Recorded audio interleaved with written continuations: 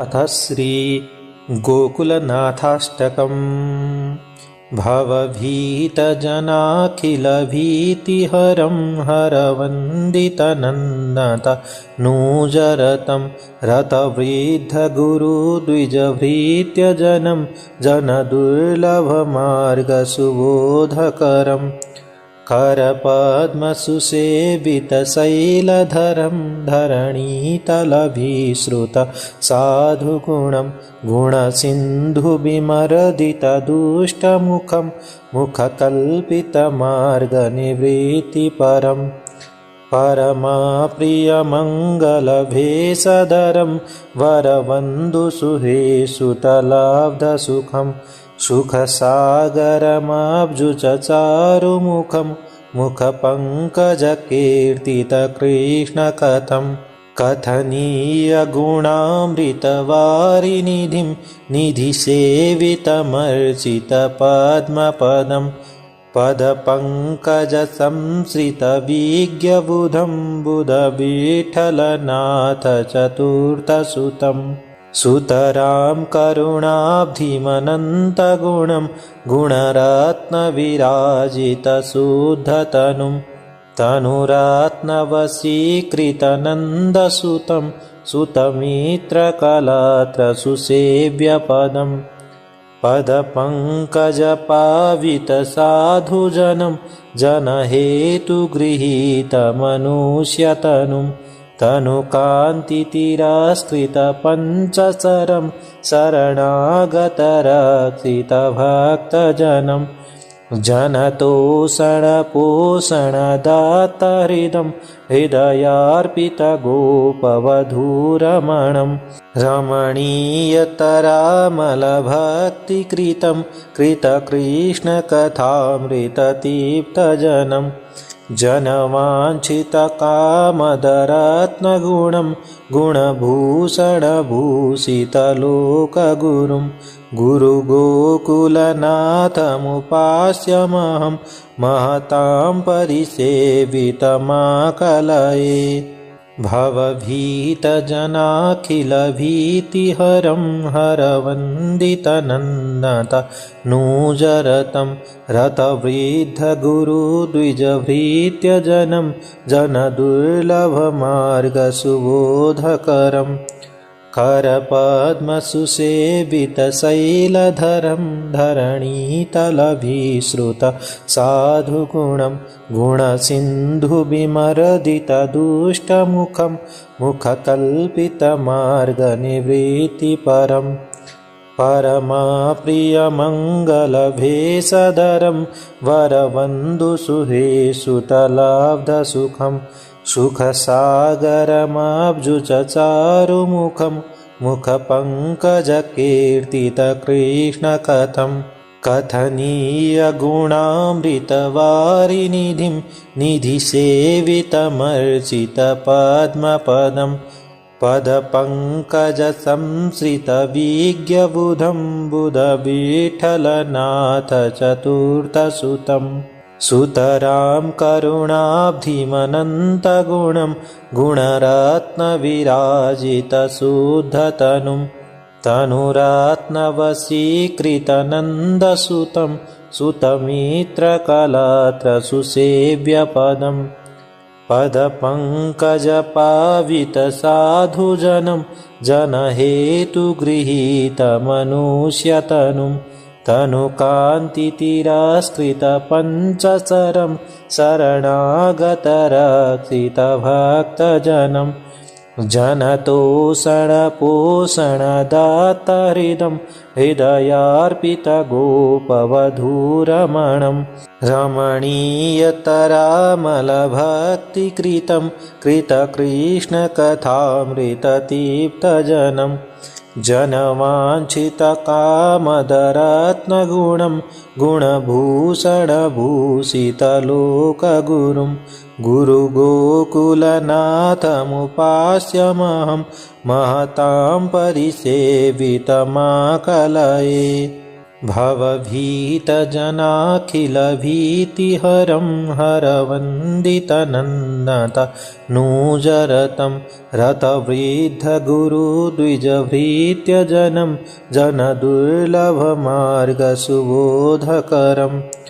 करपद्मसुसेवितशैलधरं धरणीतलभिश्रुतसाधुगुणं गुणसिन्धुविमर्दितदुष्टमुखं मुखकल्पितमार्गनिवृत्तिपरम् परमप्रियमङ्गलभेषधरं वरवन्दुसुहेसुतलाब्धसुखं सुखसागरमाब्जुचचारुमुखं मुखपङ्कजकीर्तितकृष्णकथं कथनीयगुणामृतवारिनिधिं निधिसेवितमर्चितपद्मपदं पदपङ्कजसंश्रितविज्ञबुधं बुधविठ्ठलनाथ चतुर्थसुतम् सुतरां करुणाब्धिमनन्तगुणं गुणरत्नविराजितशुद्धतनुं तनुरात्नवशीकृतनन्दसुतं सुतमित्रकलात्रसुसेव्यपदम्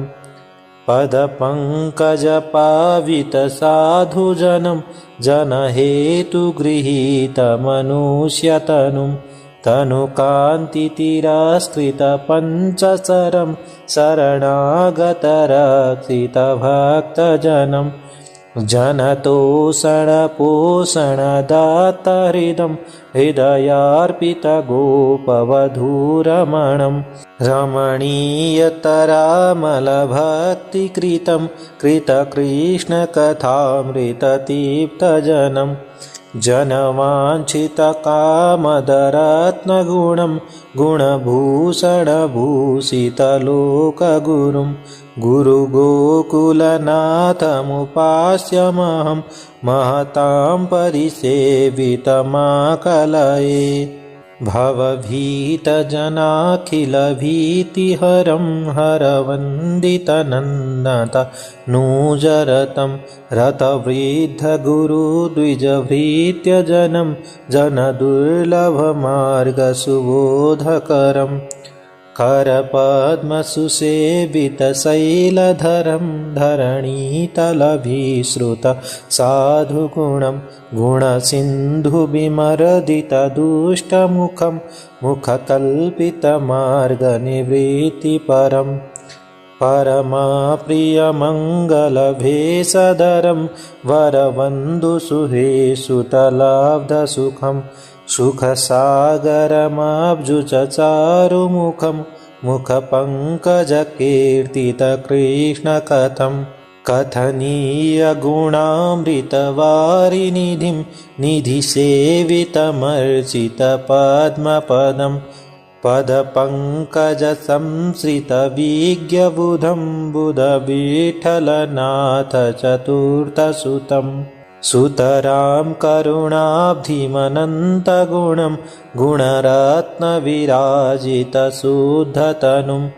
तनुरात्नवशीकृतनन्दसुतं सुतमित्रकलात्रसुसेव्यपदम् पदपङ्कजपावितसाधुजनं जनहेतुगृहीतमनुष्यतनुं तनुकान्तितिरस्कृतपञ्चचरं शरणागतरक्षितभक्तजनं जनतोषणपोषणदातहृदं हृदयार्पितगोपवधूरमणं रमणीयतरामलभक्तिकृतं कृतकृष्णकथामृततीप्तजनं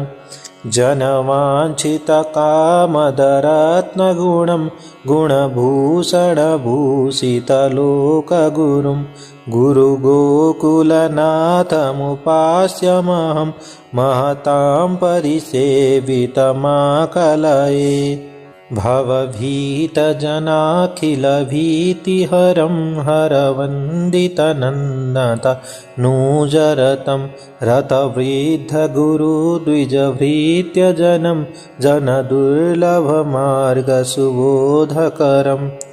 करपद्मसुसेवितशैलधरं धरणीतलभिश्रुतसाधुगुणं गुणसिन्धुविमर्दितदुष्टमुखं मुखकल्पितमार्गनिवृत्तिपरम् परमप्रियमङ्गलभेषधरं वरवन्दुसुहेसुतलाब्धसुखं सुखसागरमाब्जुचचारुमुखं मुखपङ्कजकीर्तितकृष्णकथं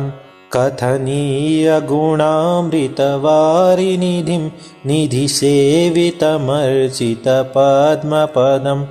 पदपङ्कजसंश्रितविज्ञबुधं बुधविठ्ठलनाथ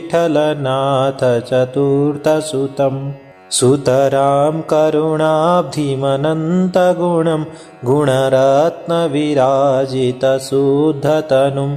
तनुरत्नवशीकृतनन्दसुतं सुतमित्रकलत्रसुसेव्यपदम् पदपङ्कजपावितसाधुजनं जनहेतुगृहीतमनुष्यतनुं तनुकान्तितिरस्कृतपञ्चचरं शरणागतरक्षितभक्तजनं जनतोषणपोषणदातहृदं हृदयार्पितगोपवधूरमणं